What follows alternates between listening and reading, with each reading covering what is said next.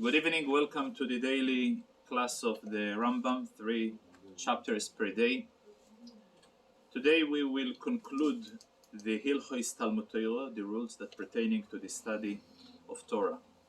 The last 2 chapters of Hilchos Talmud Torah are dealing with different aspects of honor to the people who are studying Torah and the people who are teaching Torah.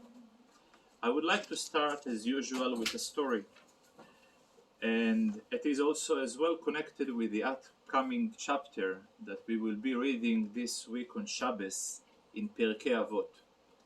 There is a famous Jewish expression towards Pirkei Avot. It's the ocean of the Jewish wisdom,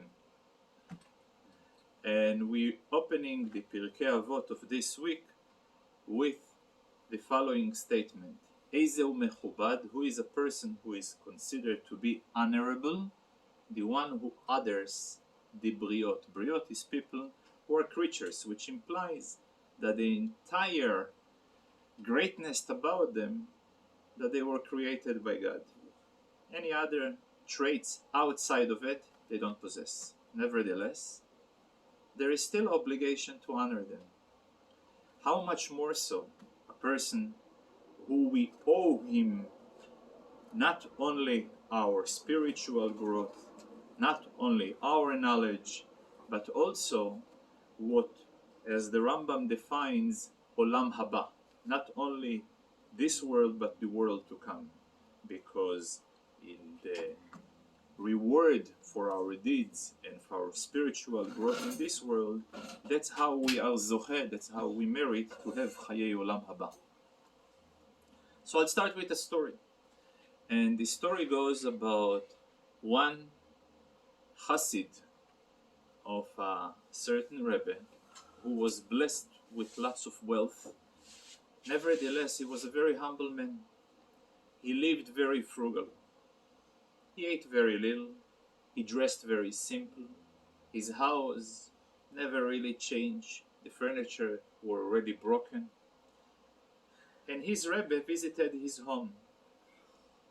He was hoping that the Rebbe would compliment him for his humble lifestyle that he displays. To his surprise, the Rebbe told him, "I don't like the way you live." He says, "Really?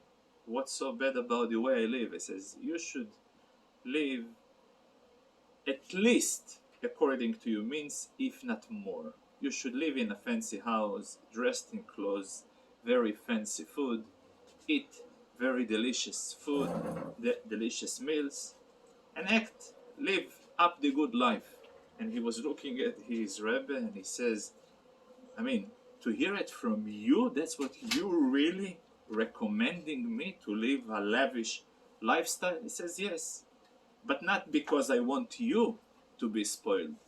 I am concerned about those people who you should be generous and support them. If you come across a poor man who requesting you for help, and if you are living a very, very fancy lifestyle, so you're gonna hand him out a basic help that will be able to provide him a basic lifestyle. But if you are living a very, very simple lifestyle and he comes to you for help, what will you give him? Nothing." So for that reason, when a person understands what is honor, you can expect him to honor others. So for example, in today's Rambam, we reading different acts of honor that is expected from a student towards his Rebbe. For example, when his Rebbe comes in, and this is depends. Stam a chochem, a wise man who enters, so he needs to stand up from him when he is in the proximity of his four amos. If a person is in a great level of teaching, he gotta stand up from him when he enters the room. However, there is even an exception. The exception is if a person happens to be studying by his Rebbe constantly, he should not stand up for him more than twice a day. And the reasoning behind it, he should not display a greater honor to a human being than he is displaying for the honor of heaven. For God, we are only praying twice a day. Well, at least a mandatory. The prayer of Ma'ariv is voluntary. So the idea that the honor of a human being should not be greater than Kvod Shamayim, than the honor of heaven. So for that reason, if a person even studies by the greatest Rebbe of all time, he should not stand up more than twice a day. It is very interesting. We spoke before about honor and respect.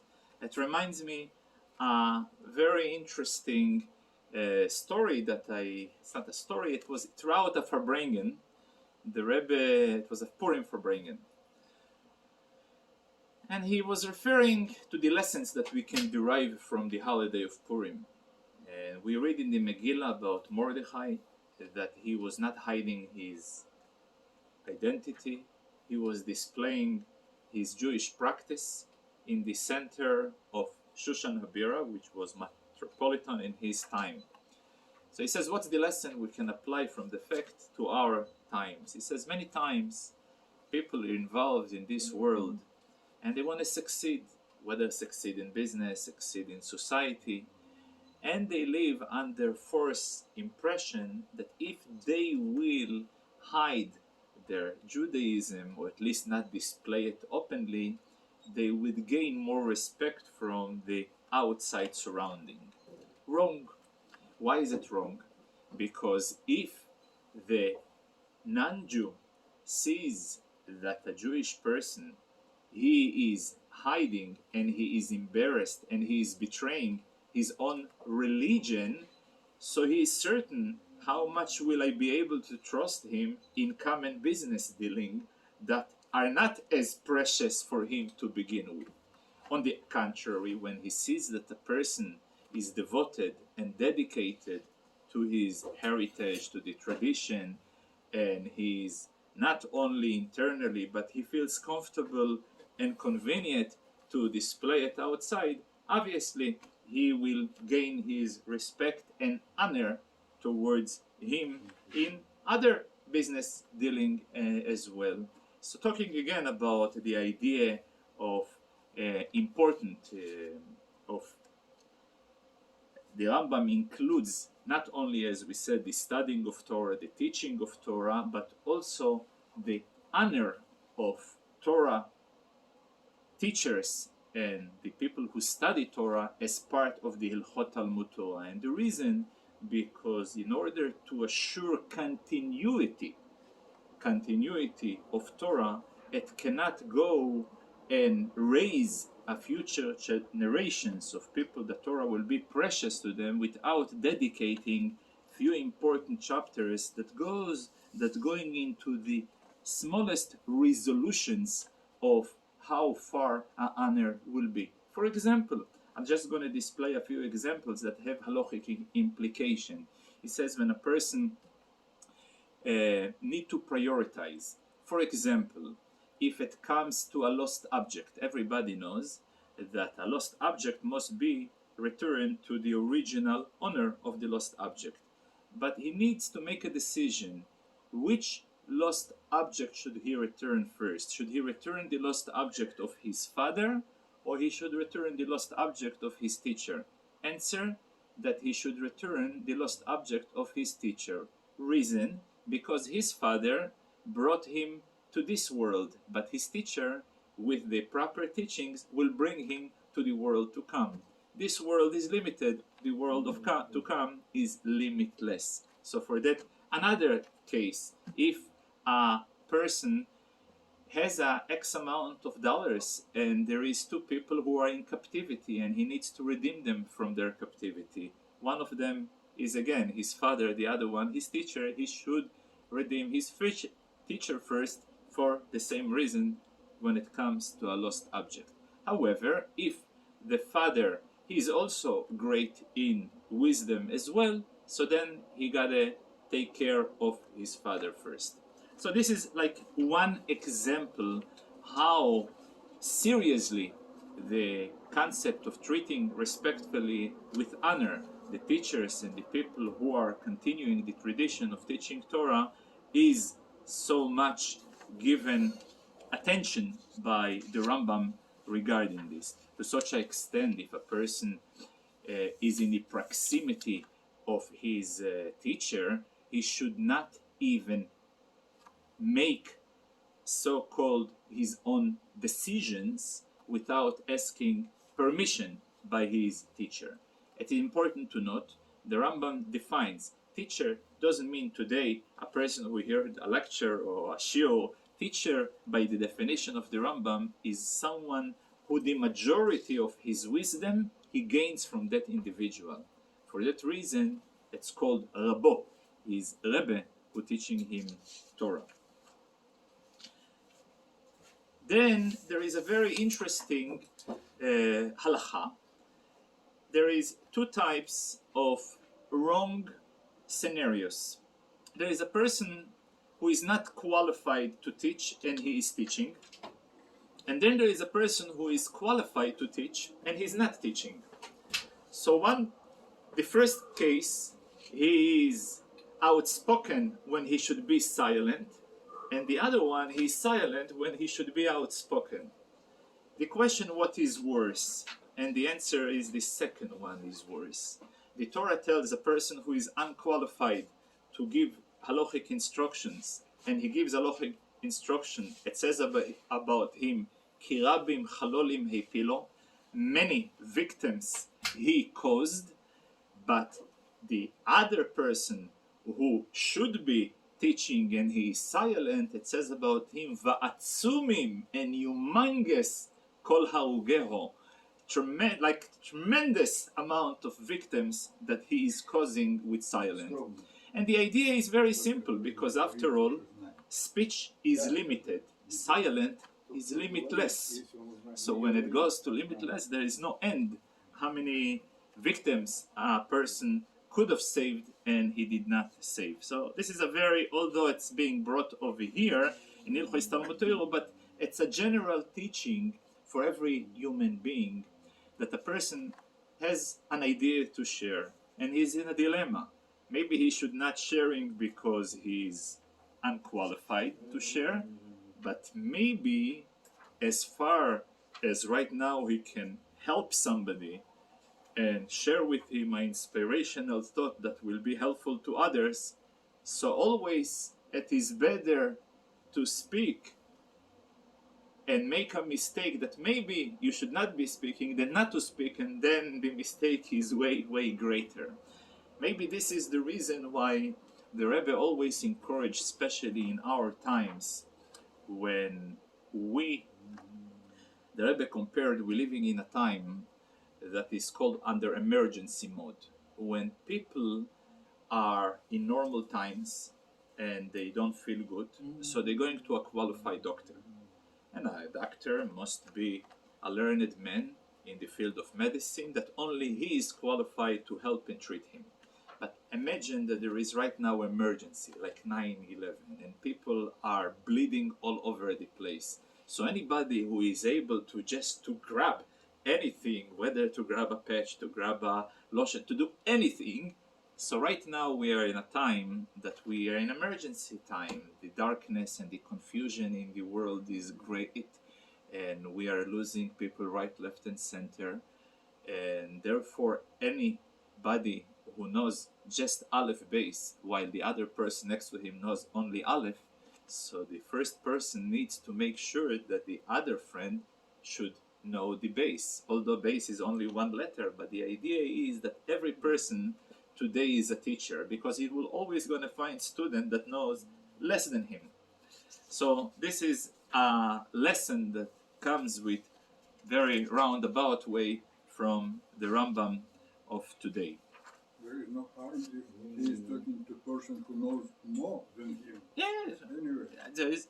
By the way, it is also very important to note, and this is yesterday was mentioned over here, that the same way that the student is obligated to pay respect and honor to the teacher must display love and devotion and care about the students. And he quotes one of the greatest scholars of all time, he says, I've learned much from my friends and I've learned more from my teachers, but the most I've learned from my students. They were the greatest teacher. And he compares it same way as a little piece of wood is able to ignite a lumber of wood, same way a small student is able to ignite and inspire a great teacher to share with him rivers and floods of Torah.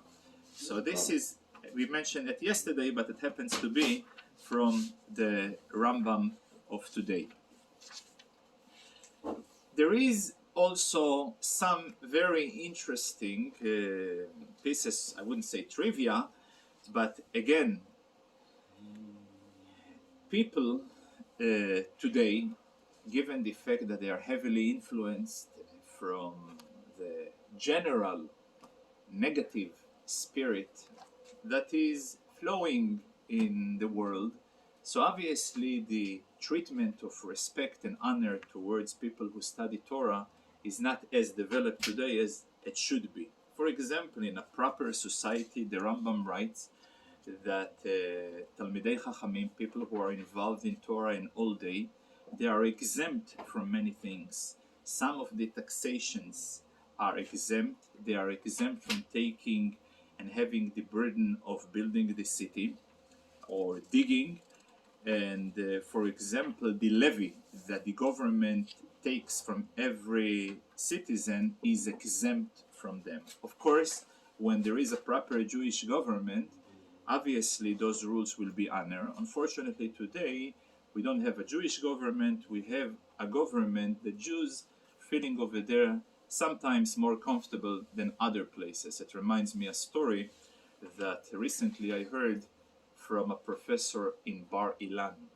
Bar Ilan is a university in Israel that many of the teachers over there are religious people and they're teaching religious studies. So many years ago, Rabbi Steinsaltz was invited there to receive his doctorate of honor. He came and he gave them a lecture. And he says, maybe it's not nice from me to comment, but since you gave me the permission of speech, I will tell you. You think that you are a religious university? No way. You are a university that some religious people are feeling comfortable over here slightly more than other places, but you cannot define yourself as a religious university. So this professor who shared it, this story, says he remember 30 years ago when Rabbi Steinsaltz told it to him, he was fuming, he was angry. How dare is he embarrassing, humiliating them?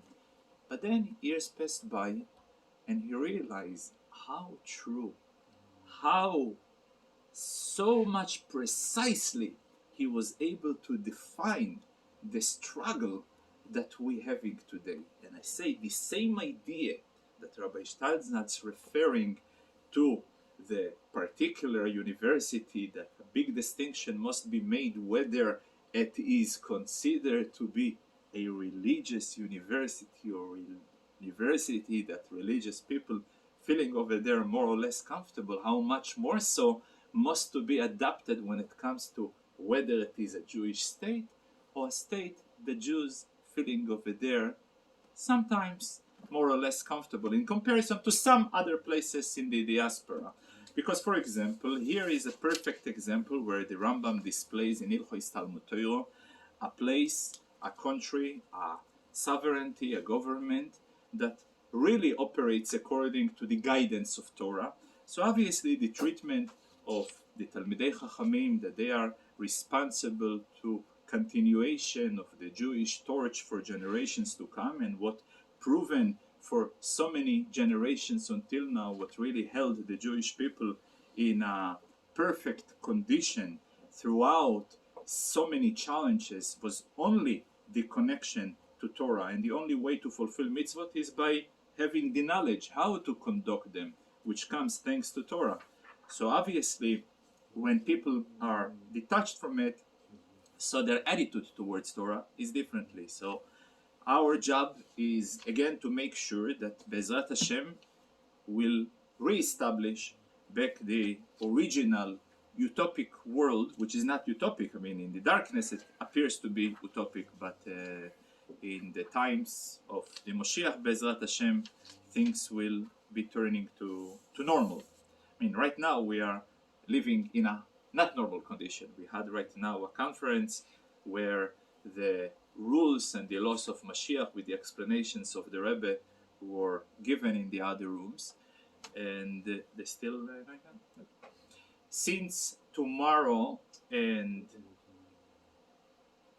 Saturday night we're not going to be here, so I will cover some of the basic topics that will be going on in the upcoming days. I will start with a story. You have time? Something new. As a new story. We have to stop and leave it alone.